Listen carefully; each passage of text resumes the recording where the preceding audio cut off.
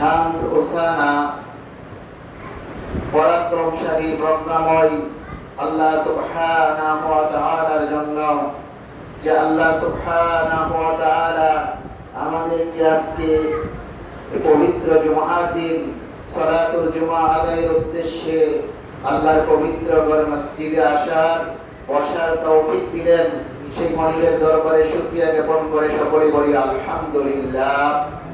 সালাত এবং সালাম সর্বকালের শ্রেষ্ঠ মানব, সর্বশ্রেষ্ঠ নবী, আখিরি নবী আহমদ মুহাম্মদ মুস্তাফা সাল্লাল্লাহু আলাইহি ওয়াসাল্লামের উপর সংক্ষিপ্ত দরুদ আল্লাহুম্মা সাল্লি আলাইহি আল্লাহুম্মা বারিক আলাইহি। সম্মানিত উপস্থিতি, আজকে জুমার যে বিষয়টি আপনাদের সামনে আলোচনা করার নিয়ত করেছি সেটি হচ্ছে আজকে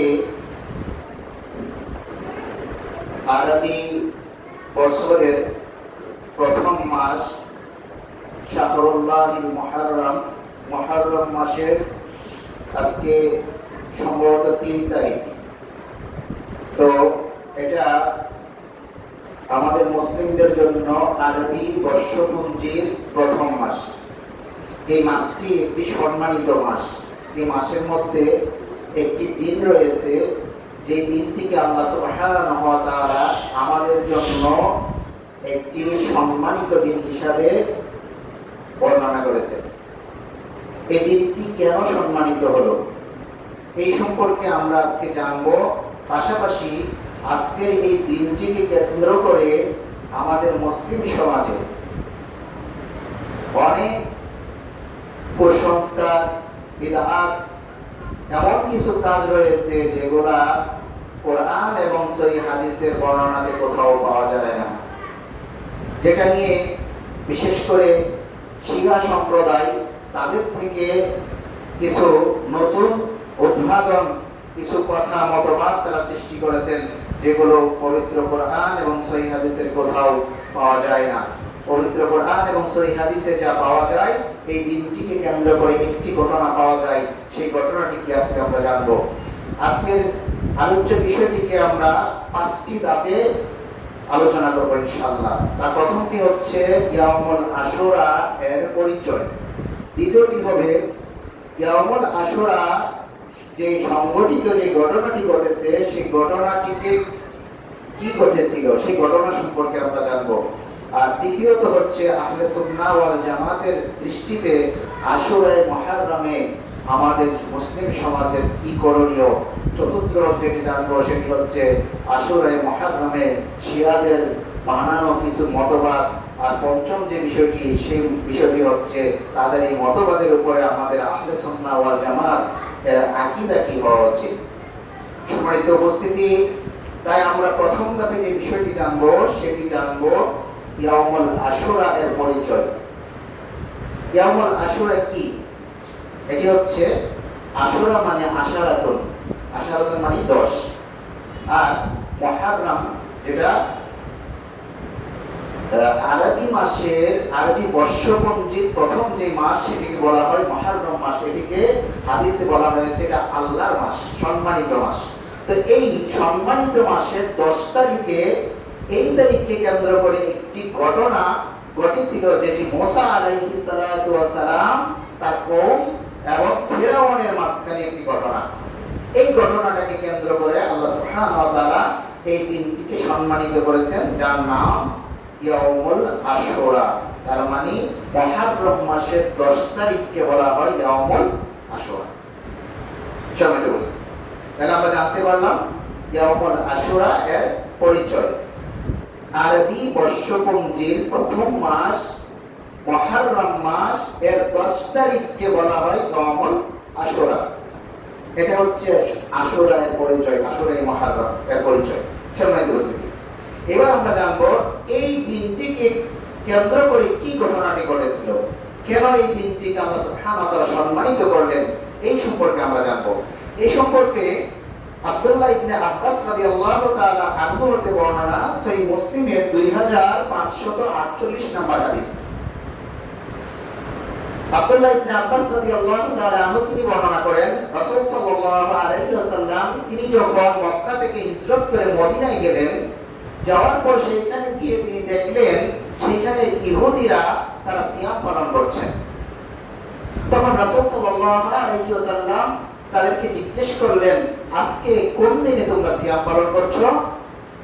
তখন তারা জবাব দিলেন যে আজকে এই দিনে আমাদের নবী মুসা আলাইহিস সালাতু ওয়াস সালাম ওনাকে ওনার কওম সহ আল্লাহ সুবহানাহু ওয়া তাআলা ফিরাউনের জুলুমের হাত থেকে আল্লাহ সুবহানাহু ওয়া তাআলা ওনাকে বাঁচিয়ে দিয়েছিলেন এবং ফিরাউনকে তার সাথী সঙ্গী সহ সেই নদীতে ডুবিয়ে মেরেছিলেন। এই জন্য এই মুসা আলাইহিস সালাতু ওয়াস সালাম তিনি আল্লাহর শুকরিয়া জ্ঞাপনের উদ্দেশ্যে এই দিনে সিয়াম পালন করেছিলেন, তাই আমরা আজকের দিনে সিয়াম পালন করছি। তখন রাসূল সাল্লাল্লাহু আলাইহি সাল্লাম তিনি বললেন, আমরা তো মুসা আলাইহিস সালাতু ওয়াস সালামের অধিক নিকটবর্তী, আমরা এর চেয়ে বেশি হকদার, সুতরাং আমরাও সিয়াম পালন করব। তিনি নিজে সিয়াম পালন করলেন এবং সাহাবাগণকে বললেন যে তোমরা এই দিনে সিয়াম পালন করো। এই ঘটনা আল্লাহ সুবহানাহু ওয়া তাআলা এই মুসা আলাইহিস সালাতু ওয়াস সালাম এবং ফিরআউনের মাঝে যে ঘটনাটা ঘটেছিল, এইটা আল্লাহ সুবহানাহু ওয়া তাআলা পবিত্র কোরআনের সূরা বাকারা, সূরা কাসাস, সূরা তাহা, সূরা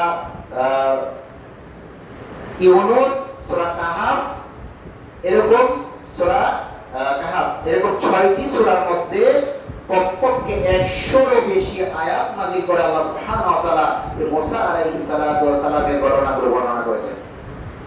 সেখান থেকে আমরা আজকে কিছু জানব। প্রথমেই জানব সূরা বাকারার 49 এবং 50 নম্বর আয়াতে আল্লাহ সুবহানাহু ওয়া তাআলা বলছেন, ওয়া ইয নাজ্জাইনাকুম মিন আলি ফিরআউন يَسُومُونَكُمْ سُوءَ الْعَذَابِ يُذَبِّحُونَ أَبْنَاءَكُمْ وَيَسْتَحْيُونَ نِسَاءَكُمْ وَفِي ذَلِكُمْ بَلَاءٌ مِّن رَّبِّكُمْ عَظِيمٌ وَإِذْ فَرَقْنَا بِكُمُ الْبَحْرَ فَأَنجَيْنَاكُمْ وَأَغْرَقْنَا آلَ فِرْعَوْنَ وَأَنْتُمْ تَنْظُرُونَ। আর স্মরণ করো সেই সময়ের কথা যখন আমি তোমাদিগকে মুক্তি দান করেছি ফিরআউনের লোকদের কবল থেকে, যারা তোমাদেরকে কঠিন শাস্তি দিত, তোমাদের পুত্র সন্তানদেরকে জবাহ করত এবং স্ত্রীদেরকে অব্যাহতি দিত।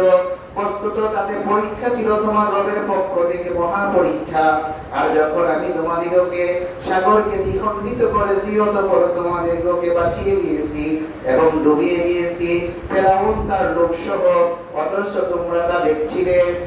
এই একটি আয়াতে আল্লাহ সুবহানাহু ওয়া তাআলা বলছেন যে তোমরা স্মরণ করো, বনি ইসরাঈলকে উদ্দেশ্য করে বলছেন, বনি ইসরাঈল তোমরা স্মরণ করো সেই দিনের কথা যেদিন আমি তোমাদিগকে ফিরআউনের জুলুমের হাত থেকে আমি তোমাদেরকে রক্ষা করেছিলাম, বাঁচিয়ে দিয়েছিলাম এবং ফিরআউন তার সাথী সঙ্গী সহ আমি তাদেরকে সাগরে ডুবিয়ে মেরেছিলাম এবং তোমাদের যারা তোমাদের পুত্র সন্তান দিগকে হত্যা করত, যারা তোমাদের স্ত্রী দিগকে বাঁচিয়ে রাখত, তোমরা সেই দিনের কথাকে স্মরণ করো। সম্মানিত উপস্থিতি, এই একটি ঘটনা। এই ঘটনাটা কি ছিল? এই ঘটনাটা ছিল ফিরআউনের একটি স্বপ্নকে কেন্দ্র করে। এই পুরো ঘটনাটা ছিল ফিরআউনের একটি স্বপ্নকে কেন্দ্র করে। একদিন ফিরআউন তিনি স্বপ্নে দেখলেন যে বাইতুল মাকদিস থেকে একটি বিশাল বড় আগুনের কুণ্ডি এসে এই তার যে প্রাসাদ ছিল মিশরে, তার এই প্রাসাদের সমস্ত কিছুকে আগুনে জ্বালিয়ে পুড়ে ছারছার করে দিচ্ছে। এই স্বপ্ন দেখার পরে ফিরআউন সে খুব ভয় পেয়ে গেল। ভয় পেয়ে সে কি করলো, তার যত জ্যোতিষী আছে তাদের সকলকে, রাজ্যের সমস্ত জ্যোতিষীদেরকে এক করলো, এক করে তাদেরকে বললো যে আমার এই স্বপ্নের ব্যাখ্যা করে দাও।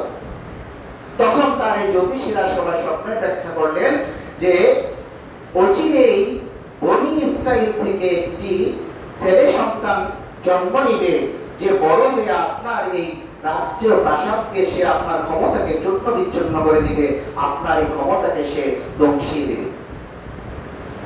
তখন এই দুইটি কওম সেখানে বাস করত। একটি হচ্ছে আলে ফিরআউন, যেটা কিপ্তি বংশ, আর একটা হচ্ছে আলে বনি ইসরাঈল।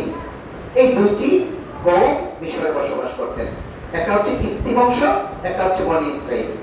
তো ফেরাউন ছিলেন কিপ্তি বংশের, আর মুসা আলাইহিস সালাম তিনি ছিলেন বনি ইসরাইল বংশের। তো ফেরাউন যখন এই কথা শুনলেন যে অচিরেই বনি ইসরাইল থেকে একটি ছেলে সন্তান জন্ম নেবে যার মাধ্যমে আমার ক্ষমতা শেষ হয়ে যাবে, সে আমার প্রাসাদকে ধ্বংস করে দেবে, আমার ক্ষমতাকে ধ্বংস করে দেবে, তখন সে সিদ্ধান্ত নিল যে বনি ইসরাইলের মধ্য থেকে যত পুত্র সন্তান জন্ম নেবে তাদের প্রত্যেককে সে জীবিত অবস্থায় মেরে ফেলবে, শিশু অবস্থায় তাদেরকে জবাই করা হবে।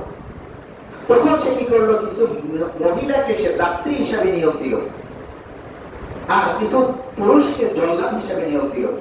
তখন যখনই কোনো বনি ইসরাইল বংশ থেকে ছেলে পুরুষ সন্তান জন্ম নিত, তখন ওই দাত্রীগণ এই খবরটা ওই রাজপ্রাসাদে পৌঁছে দিত ফেরাউনের কাছে, আর জল্লাদরা গিয়ে সেখানে এটাকে জবাই করে ফেলত। কিন্তু মেয়ে সন্তান হলে সেটাকে বাঁচিয়ে রাখত। তখন মুসা আলাইহিস সালাম তিনি জন্মগ্রহণ করলেন একটি সৎ পরিবারে। তখন মুসা আলাইহিস সালাম তার মা চিন্তা করলেন, তার অন্তরে মুসা আলাইহিস সালামের মায়ের অন্তরে আল্লাহ সুবহানাহু ওয়া তাআলার পক্ষ থেকে এই কথাটি জাগিয়ে দিলেন যে তুমি কি করো, তোমার এই সন্তানটিকে একটি বাক্স বানাও, সেই বাক্সের মধ্যে রেখে তাকে নীল নদে ছেড়ে দাও। এই কথাগুলো, সমস্ত কথাগুলো এসেছে পবিত্র কোরআনে, এগুলো কোনো বানানোর কথা নয়, কোনো গল্প গুজব নয়, কোরআন থেকে সমস্ত কথাগুলো। এখন তিনি তাই করলেন, তিনি তার সন্তানকে একটি বাক্স বানিয়ে সে বাক্সের মধ্যে রেখে তিনি নীল নদে ছেড়ে দিলেন। আর মুসা আলাইহিস সালাম একজন বড় বোন ছিলেন, সেই বড় বোনকে তার মা বললেন যে তুমি খেয়াল রাখবে এই বাক্সটি কোন দিকে যায়। তখন তাই করা হলো, এই বাক্সটি নীল নদে ছেড়ে দেওয়ার পর এটা ভাসতে ভাসতে ভাসতে ভাসতে এই ফেরাউনের প্রাসাদের কাছে গেলেন। ফেরাউনের প্রাসাদ ছিল নীল নদের পাশে। তখন ফেরাউনের স্ত্রী ছিলেন আসিয়া, তিনি ছিলেন খুব সৎ মহিলা, তিনি ছিলেন বন্দা, তার নিঃসন্তান ছিলেন। তো তিনি যখন গোসল করতেছিলেন ওই নীল নদে, হঠাৎ দেখলেন একটি বাক্স ভাসতে ভাসতে চলে যাচ্ছেন। তিনি তার যে সেবিকা ছিলেন তাদেরকে দিয়ে ওই বাক্সটি তুলে এনেন। আনার পর দেখলেন এখানে বাক্সটা খুলে দেখলেন একটা ফুটফুটি সুন্দর বাচ্চা। তখন ফেরাউনের স্ত্রী আসিয়া এই বাচ্চাটিকে লালন পালন করার চিন্তা ভাবনা করলেন, কিন্তু ফেরাউন এটাকে হত্যা করার চেষ্টা করলেন। তখন ফেরাউন তার স্ত্রীর সাথে পেরাপারি করে শেষ পর্যন্ত তিনি তার স্ত্রীর কথা রাখতে গিয়ে বাচ্চাটিকে হত্যা করতে পারলেন না। তখন আসিয়া তিনি কি করলেন, এই বাচ্চাটিকে লালন পালন করলেন। দেখুন আল্লাহ সুবহানাহু ওয়া তাআলার কি ইচ্ছা, যেই বাচ্চা বড় হয়ে এই প্রাসাদকে তার ক্ষমতাকে বিচ্ছিন্ন করে দিবেন, সেই বাচ্চাকে এই প্রাসাদেই আল্লাহ সুবহানাহু ওয়া তাআলা বড় করলেন। সুবহানাল্লাহি ওয়া বিহামদিহি সুবহানাল্লাহ। এবার যখন বাচ্চাকে দাত্রী দিয়ে দুধ পান করানোর পালা, তখন এই প্রাসাদের সমস্ত দাত্রীগণকে ডাকা হলো বাচ্চাকে দুধ পান করানোর জন্য, কিন্তু এই বাচ্চা কারো দুধ গ্রহণ করলেন না। তখন এই মুসা আলাইহিস সালামের বড় বোন সেখানে উপস্থিত ছিলেন। তিনি বললেন আমার কাছে একজন এমন দাত্রী আছেন, খুব ভালো দাত্রী, তিনি হয়তো তাকে দুধ পান করাতে পারবেন। তখন বললেন ঠিক আছে নিয়ে আসো। তখন মুসা আলাইহিস সালামের আপন মা ওনাকে নিয়ে আসা হলো।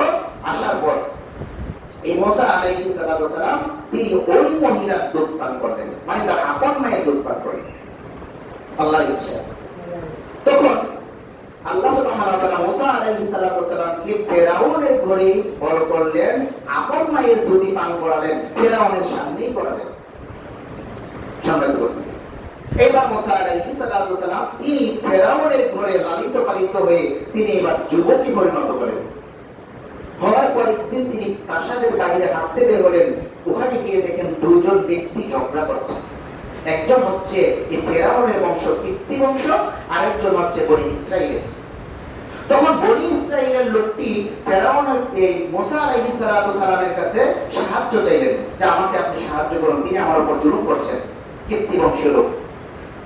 তখন মুসা আলাইহিস সালাম ছিলেন খুব শক্তিশালী, তিনি ওই কিপ্তি বংশ লোকটিকে একটি ঘুষি মারলেন। এক ঘুষিতেই সেই লোকটি মারা গেল। এই মারা যাওয়ার পর মুসা আলাইহিস সালাম যেহেতু এই রাজপ্রাসাদে বড় হয়েছেন, ওনার ভালো করেই জানা আছেন যে এই মৃত্যুর বদলায় আমাকে মৃত্যু দেওয়া হবে, কারণ কীর্তি বংশীয় ফেরাউনের বংশের লোককে মারা হয়েছে। এখন তিনি চিন্তা করলেন তিনি এখান থেকে চলে যাবেন, এবং তিনি অন্য লোকের মাধ্যমে এই কথাও জানতে পারলেন যে এই ফেরাউন তাকে হত্যা করার জন্য প্রস্তুতি নিচ্ছে, এই কিপ্তীয় বংশের লোকটিকে হত্যা করার কারণে। তখন মুসা আলাইহিস সালাম তিনি রাজপ্রাসাদ থেকে বেরিয়ে গেলেন। বেরিয়ে তিনি অন্য একটি শহরে চলে গেলেন, যে শহরটির নাম হচ্ছে মাদাইন। সে মাদাইন শহরে চলে গেলেন। সেখানে গিয়ে তিনি একটি গাছের নিচে বিশ্রাম নিচ্ছিলেন। হঠাৎ দেখলেন কিছু রাখাল তাদের ভেড়া পশুগুলাকে পানি পান করাচ্ছেন একটি কূপ থেকে, কিন্তু দূরে দুটি মহিলা কিছু ভেড়া নিয়ে দাঁড়িয়ে আছেন, তারা এই ভিড়ের মধ্যে তাদের ভেড়াগুলোকে পানি পান করাতে পারছেন না। তখন মুসা আলাইহিস সালাম তিনি ওই দুইজন মহিলার কাছে গিয়ে বললেন, আপনাদের কি হলো যে আপনারা আপনাদের ভেড়াগুলোকে পানি পান করাচ্ছেন না? তখন ওই দুইজন মহিলা বললেন যে আমরা এই ভিড়ের মধ্যে আমাদের শক্তি সামর্থ্য নিয়ে ভেড়াগুলোকে পানি পান করানো, আমাদের পিতা খুব অসুস্থ, তাই বাধ্য হয়ে আমরা দুইজন এই ভেড়াগুলোকে পানি পান করানোর জন্য নিয়ে এসেছি। তখন মুসা আলাইহিস সালাম তাদের এই ভেড়াগুলোকে নিয়ে এই ভিড়ের মধ্যে, তিনি ছিলেন খুব শক্তিশালী, তাদেরকে ভিড়ের মধ্যে খুব শক্তি হারিয়ে এই ভেড়াগুলোকে পানি পান করিয়ে দিলেন। তখন এই মহিলা দুইজন ওনাকে সাথে করে বাড়িতে নিয়ে গেলেন। নিয়ে যাওয়ার পর তার বাবাকে খুলে বললেন যে এই লোকটি আমাদের এই ভেড়াগুলোকে এইভাবে পানি পান করে দিয়েছেন, তিনি অত্যন্ত সৎ, তিনি শক্তিশালী, তিনি যুবক। তখন ওইখানে তিনি 10 বছরের চুক্তিতে একটি মেয়েকে সেখানে বিয়ে করে তিনি 10 বছর সেখানে রাখাল হিসাবে থেকে গেলেন। 10 বছর পর সেখান থেকে যখন তিনি বের করেন, তার মাথায় শুধু একটাই চিন্তা করছিল যে কিভাবে ফেরাউনের এই হাত থেকে বনি ইসরাইলকে রক্ষা করা যায়। তখন তিনি এইখানে 10 বছর থাকার পর আবার তিনি তার স্ত্রীকে নিয়ে আবার মিশরের উদ্দেশ্যে রওনা গেলেন। যখন রাস্তার মধ্যে প্রতিমধ্যে গেলেন, ওনার মহিলা ছিলেন প্রেগনেন্ট, ওনার স্ত্রী ছিলেন প্রেগনেন্ট, উনি বাচ্চা প্রসব করার যখন সময় এসে গেল, তখন তুর পাহাড়ের কাছে ওনার আগুনের প্রয়োজন হলো। তখন মুসা আলাইহিস সালাম তিনি তার স্ত্রীর জন্য আগুন নিয়ে আসার জন্য তিনি এদিক সেদিক ছোটাছুটি করতেছিলেন। হঠাৎ দেখলেন দূর থেকে দেখা যায় একটি আগুন, তিনি যতই কাছে যান ততই আগুন ধরে চলে যায়। হঠাৎ দেখলেন 4-5টি গাছের উপর, একদম ভালো গাছ, তাজা গাছের উপর আগুন জ্বলতেছে, অথচ গাছের কোনো ক্ষতি হচ্ছে না। তখন তিনি সে আগুনকে ধরতে গেলেন। তখন একটি হঠাৎ করে গায়েবী আওয়াজ আসলো, ইয়া মুসা, তুমি তোমার পায়ের জুতাগুলো খুলে এই উপত্যকায় চলে আসো, তুর উপত্যকায়। তখন মুসা আলাইহিস সালাম তিনি তার পায়ের জুতোগুলো খুলে তিনি তুর পাহাড়ে উঠে গেলেন। এটা ছিলেন আল্লাহ সুবহানাহু ওয়া তাআলার আওয়াজ। আল্লাহ সুবহানাহু ওয়া তাআলা তিনি মুসা আলাইহিস সালামকে ডেকে বললেন, মুসা, তুমি তোমার পায়ের জুতাগুলো খুলে নাও। তিনি জুতাগুলো খুলে তুর পাহাড়ে উঠলেন। তখন আল্লাহ সুবহানাহু ওয়া তাআলা সরাসরি মুসা আলাইহিস সালামের সাথে কথা বলছেন। তখন আল্লাহ সুবহানাহু ওয়া তাআলা বলছেন, মুসা, আমি তোমাকে নবী হিসেবে বাছাই করেছি, তুমি হবে আমার নবী। তখন মুসা আলাইহিস সালাম কিছুটা ভয় পেয়ে গেলেন, আশ্চর্য হয়ে গেলেন। তখন মুসা আলাইহিস সালামকে আল্লাহ সুবহানাহু ওয়া তাআলা বলছেন, মুসা, তোমার হাতে ওটা কি? তখন তিনি বললেন, ওটা লাঠি, ওটা দিয়ে আমি ছাগলের জন্য পাতা পারি, আরো অন্যান্য কাজ করি। তখন আল্লাহ সুবহানাহু ওয়া তাআলা বলছেন, তোমার এই হাতের লাঠিটা ছেড়ে দাও। তখন হাতের লাঠিটা যখন তিনি জমিনে ছেড়ে দিলেন, এটা একটি বিশাল বড় ধরনের বিশাল সাপে পরিণত হয়ে গেলেন। মুসা আলাইহিস সালাম ভয় পেয়ে গেলেন। তখন আল্লাহ সুবহানাহু ওয়া তাআলা বলছেন, মুসা, তুমি আবার এই সাপটিকে ধরে ফেলো, আমি এটাকে পূর্বের ন্যায় লাঠিতে পরিণত করে দিব। তখন মুসা আলাইহিস সালাম যখন সাপকে ধরলেন, তখন সেটা আবার লাঠিতে পরিণত হয়ে গেল। তখন মুসা আলাইহিস সালাম এই মুজিজা দিলেন আল্লাহ সুবহানাহু ওয়া তাআলা, এবং আরেকটি মুজিজা দিলেন, বলেন, মুসা, তুমি তোমার হাতকে এই বগলের নিচে রাখো, সেখান থেকে যখন বের করবে দেখবে তোমার হাতে নূর চমকাচ্ছে। তখন তিনি হাত দুটো যখন বগলের নিচে দিয়ে বের করলেন, তখন দেখলেন তার হাতের মধ্যে নূর। তখন মুসা আলাইহিস সালামকে আল্লাহ সুবহানাহু ওয়া তাআলা এই দুটি মুজিজা দান করে তাকে শক্তিশালী করলেন, এবং তিনি বললেন, যাও মুসা, তুমি এবার ফেরাউনের কাছে যাও, ফিরাউন, তুমি ফিরাউনের কাছে যাও, ফিরাউনের কাছে গিয়ে তাকে কালিমার দাওয়াত দাও, তাকে সত্যের দাওয়াত দাও, তাকে তাওহীদের দাওয়াত দাও। সে বড় অহংকারী হয়ে উঠেছে। তখন আল্লাহ সুবহানাহু ওয়া তাআলার কাছে মুসা আলাইহিস সালাম কিছু দোয়া করলেন।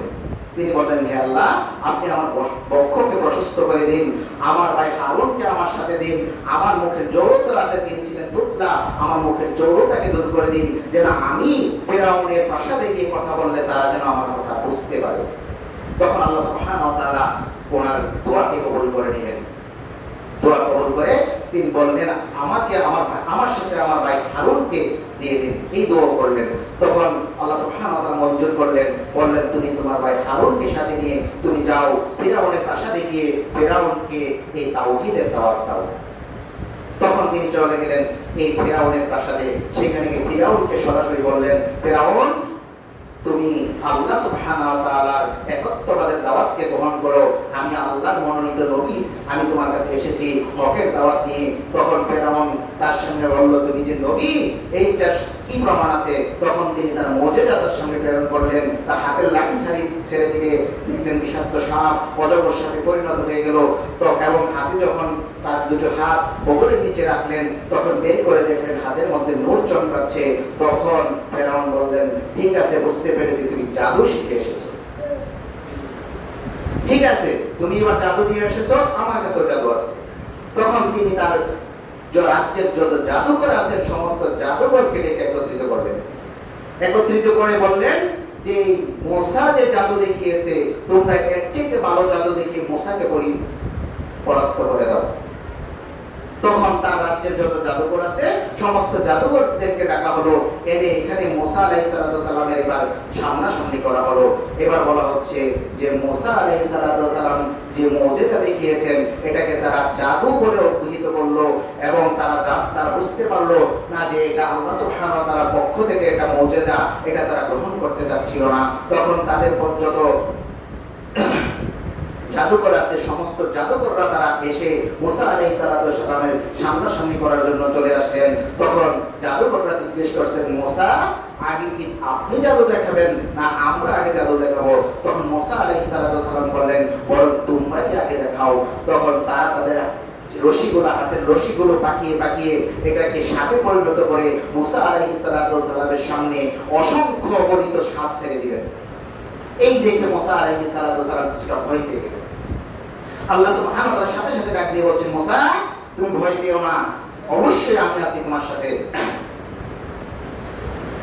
তখন আল্লাহ সুবহানাহু ওয়া তাআলা বলছেন, এবার যখন মিশরের জাদুকররা মুসা আলাইহিস সালামকে বললেন, এবার আপনার পালা, এবার আপনি জাদু দেখান।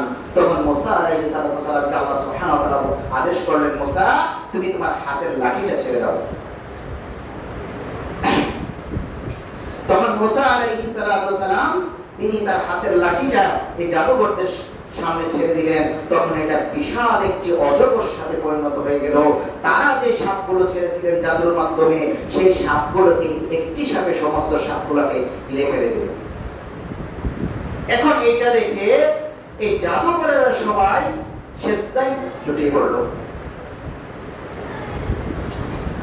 এবার জাদুকরেরা সবাই সেজদায় লুটিয়ে আল্লাহর প্রতি ঈমান আনলো, কিন্তু ফিরআউন ঈমান আনলো না।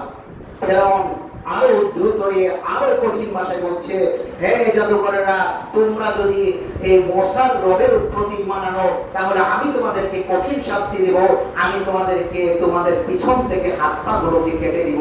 কিন্তু এই জাদুকরেরা তার কথা শোনেনি। জাদুকরেরা সকলেই ঈমান আনলো এই মুসা আলাইহিস সালামের উপর, আল্লাহর উপর। সম্মানিত উপস্থিতি, এইবার ফিরআউন এই পরাজয় দেখে সে আরো রাগান্বিত হয়ে গেল। এইবার সে মুসা আলাইহিস সালাম সহ তার কওমকে হত্যা করার জন্য সে উদ্যত হয়ে গেলেন। তখন মুসা আলাইহিস সালাম তিনি ফিরআউনকে বললেন, ফিরআউন, তুমি কি করো, আমার এই কওম সহ বনি ইসরাইল সহ আমাকে এখান থেকে যেতে দাও। কিন্তু ফিরআউন দিতে রাজি হলো না। তখন আল্লাহ সুবহানাহু ওয়া তাআলা আদেশ করলেন, মুসা, তুমি তোমার কওমদেরকে সাথে নিয়ে তুমি এখান থেকে বেরিয়ে যাও। তখন মুসা আলাইহিস সালাম তিনি তার কওম বনি ইসরাইলকে সাথে নিয়ে তিনি এখান থেকে চলে গেলেন। যখন যাচ্ছিলেন তখন দৌড়াতে তারা তখন সেই সাগরের পাড়ে চলে গেলেন। সাগরের পাড়ে যাওয়ার পর গিয়ে দেখলেন যে পিছন থেকে সামনে হচ্ছে কি সাগর, আর পিছন দিকে আসছে এই ফেরাউনের সৈন্যবাহিনী। এগুলো দেখে যখন কাছাকাছি চলে এসেছেন, পিছনে যখন সাগর দেখলেন আর সামনে থেকে যখন ফেরাউন বাহিনী দেখলেন, তখন মুসার কওম এই বনি ইসরাইল মুসা আলাইহিস সালামকে বলছেন, মুসা এবার আমরা ধরা খেয়ে গেলাম, এবার মনে হয় আমাদের বাঁচার আর কোনো উপায় নেই। তখন মুসা আলাইহিস সালাম বলছিলেন, আল্লাহ কখনো না, আল্লাহি মা'ানা, অবশ্যই আল্লাহ আমার সাথে আছেন, তো তিনি আমার জন্য কোনো রাস্তা বের করে দিবেন। তখন মুসা আলাইহিস সালামকে আল্লাহ সুবহানাহু ওয়া তাআলা বলছেন, মুসা তুমি কি করো, তোমার এই হাতের লাঠিটাকে সমুদ্রে আঘাত করো। একদিকে লোহিত সাগর, আরেকদিকে ফেরাউন বাহিনী, তারা মাঝখানে পড়ে গেছে। তখন মুসা আলাইহিস সালামকে আল্লাহ সুবহানাহু ওয়া তাআলা বলেন, মুসা তোমার হাতের লাঠিটা দিয়ে এই লোহিত সাগরে আঘাত করো। তখন মুসা আলাইহিস সালাম এই লাঠি দিয়ে লোহিত সাগরে যখন আঘাত করলেন, তখন 12টি রাস্তা সমুদ্রের মাঝখান দিয়ে আবিষ্কার হয়ে গেল। তখন এই বনি ইসরাইলের 12টি গোত্র ছিল, তারা 12টি গোত্র 12টি রাস্তা দিয়ে লোহিত সাগর পার হয়ে গেল। এবার যখন ফিরাউনের দলবল এই লোহিত সাগরের পাড়ে আসলেন তাদেরকে পাকড়াও করার জন্য, এসে দেখলেন এত সুন্দর রাস্তা সমুদ্রের ভিতর দিয়ে, এগুলা দেখে তারা খুব লোভে পড়ে গেলেন। তারা ভাবলেন এই রাস্তা আমাদের জন্যই তৈরি করা হয়ে গেছে। তখন তারা কি করলেন, তারাও এই রাস্তা দিয়ে যখন সমুদ্রের মাঝখানে আসলেন, আল্লাহ সুবহানাহু ওয়া তাআলা পানিকে আদেশ করলেন, পানি তুমি তোমার আগের রূপে পরিণত হয়ে যাও। তখন তাদের সকলকে পানি ডুবিয়ে দিল। তখন ফিরাউন এই নদীর মাঝখানে, সমুদ্রের মাঝখান থেকে হাবুডুবু খাচ্ছে আর মরছে। তখন বলছিল ফিরাউন, আমি ঈমান আনলাম মুসা আলাইহিস সালামের রবের উপর। কিন্তু তার তখন সময় শেষ হয়ে গেছিল। মানুষের তওবা তখনই পর্যন্ত কবুল হয় যতক্ষণ পর্যন্ত মালাকুল মউত তার কাছে না আসে, আর যতক্ষণ পর্যন্ত পশ্চিম দিক থেকে সূর্য না উঠবে ততক্ষণ পর্যন্ত তওবার দরজা খোলা থাকে। যখনই মালাকুল মউতকে দেখে ফেলে তখন আর তার তওবা কবুল হয় না। আর যখন সূর্য পশ্চিম দিক থেকে উঠে যাবে তখন তার তওবা কবুল হবে না। তখন আল্লাহ সুবহানাহু ওয়া তাআলা ফেরাউনকে বললেন, আমি অবশ্যই তোমার এই লাশকে চিরদিনের জন্য মমি বানিয়ে রাখবো পরবর্তী লোকদের কাছে একটি নমুনা হিসাবে।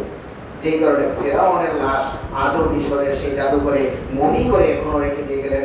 আর মুসা আলাইহিস সালাম তিনি তার কওম সহ বনি ইসরাইলকে নিয়ে আল্লাহর ইচ্ছায় এই লোহিত সাগর পার হয়ে তারা বেঁচে গেলেন। এই দিনটিকে কেন্দ্র করে, সেই দিনটি ছিল আশুরা মুহররম। এই দিনটিকে কেন্দ্র করে মুসা আলাইহিস সালাম তিনি তার কওম সহ আল্লাহর শুকরিয়া আদায় করার জন্য একদিন সিয়াম পালন করেছিলেন। এই জন্য আল্লাহ সুবহানাহু ওয়া তাআলা এই দিনটিকে সম্মানিত করলেন। এই দিনটি ছিল মুহররম মাসের 10 তারিখ। এটাকে বলা হয় আশুরা মুহররম। এই ছিল মুহররম মাসের প্রকৃত ইতিহাস। কিন্তু এই ইতিহাসটাকে আমাদের মুসলিমদের মধ্য থেকে কিছু যারা শিয়া, তারা এই দিনটিকে কেন্দ্র করে অনেক কিছু নতুন মতবাদ তৈরি করলেন। তার মধ্যে তারা এমন কিছু মতবাদ করলেন যেটা হোসেন রাদিয়াল্লাহু তাআলা আনহুকে কেন্দ্র করে। অথচ হোসেন রাদিয়াল্লাহু তাআলা আনহু শহীদ হয়েছেন এই আশুরা মুহররম, এই কথা সত্য।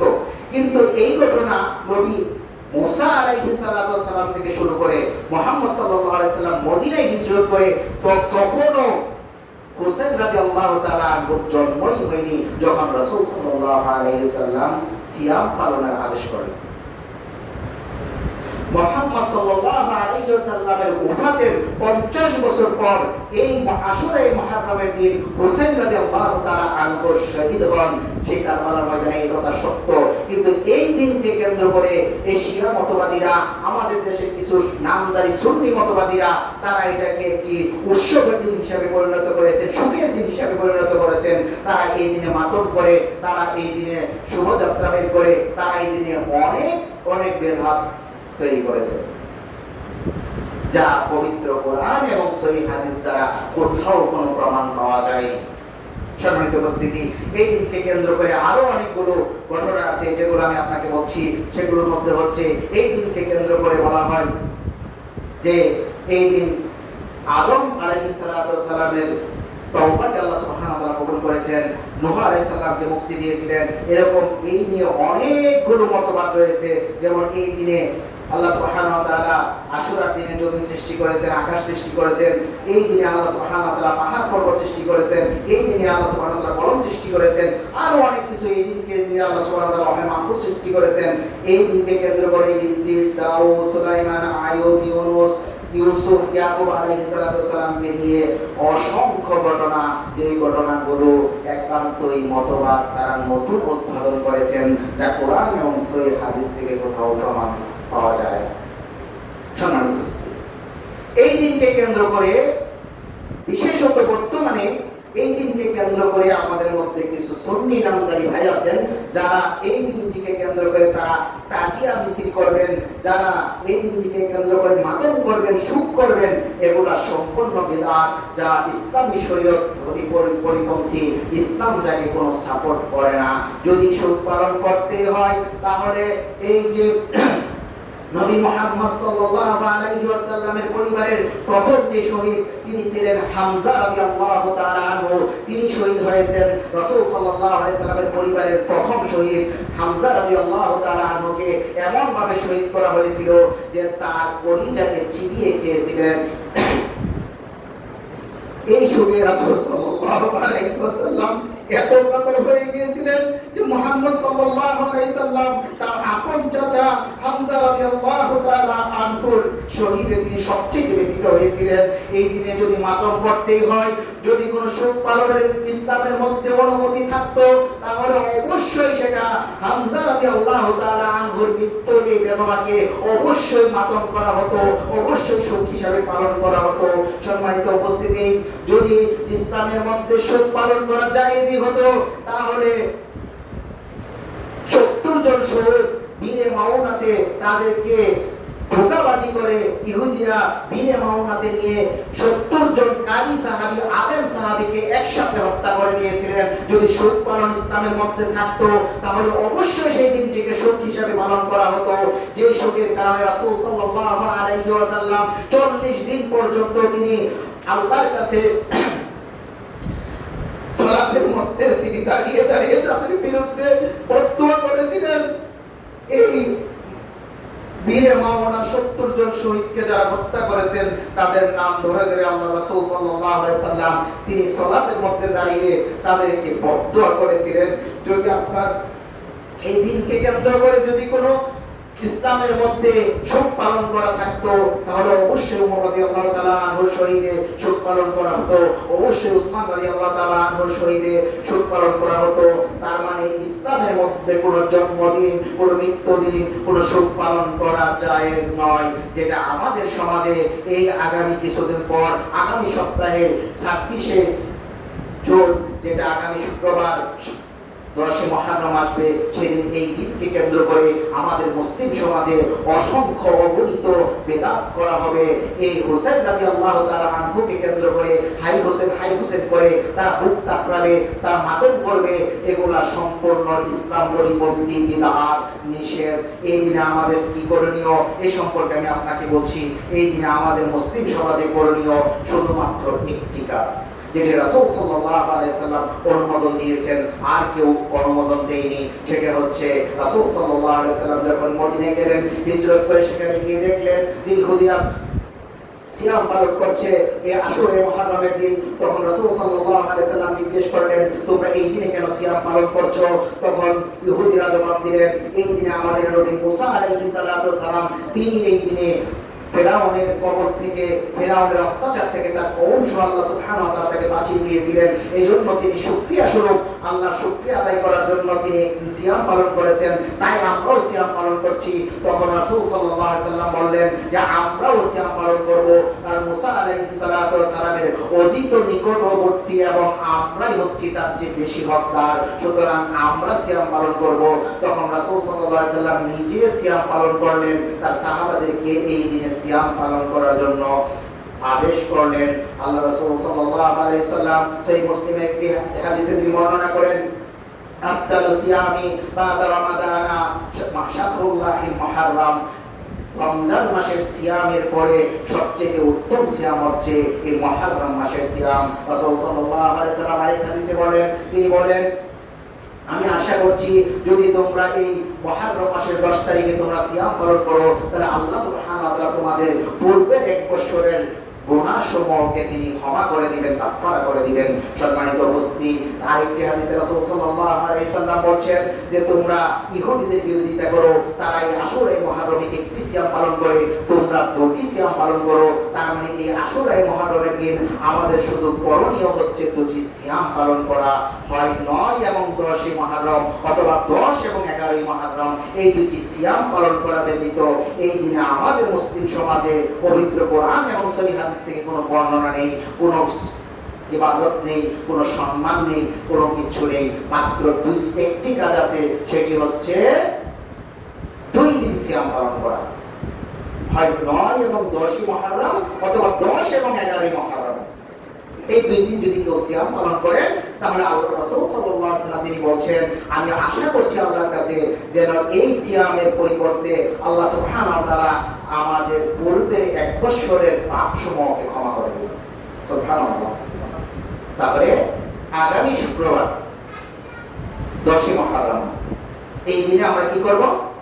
বৃহস্পতি শুক্র অথবা শুক্র শনি এই দুইটি সিয়াম পালন করব যথাসাধ্য।